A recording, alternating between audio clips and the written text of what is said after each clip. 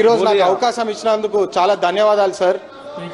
35 సంవత్సరాల క్రితము కాకా వెంకటస్వామి గారు అప్పుడు పెన్షన్ రిటైర్డ్ కార్మికులకు సింగరేణి కార్మికుల కోసం పెన్షన్ అని చెప్పి ఆలోచించి వారు పెన్షన్ ఇంట్రొడ్యూస్ చేసినారు సార్. కానీ 35 సంవత్సరాల నుంచి 1500 రూపాయలది మళ్ళీ అప్గ్రేడ్ చేయలేదు సార్. ఈరోజు న్యాయం కోసం ఒక పోరాటం జరుగుతుంది సార్. సింగరేణి కార్మికుడు తెలంగాణ ఉద్యమం కోసం పోరాడిన వ్యక్తి సార్.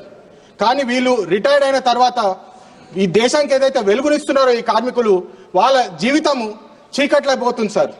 1500 రూపాయలతోటి ఈరోజు ఒక రైస్ బ్యాగ్ కూడా రాదు సార్. ఒక బియ్యం సంచి కూడా 1500 రూపాయలకి రాదు. ఒక డాక్టర్ దగ్గర పోతే 1500 రూపాయలు సరిపోవు.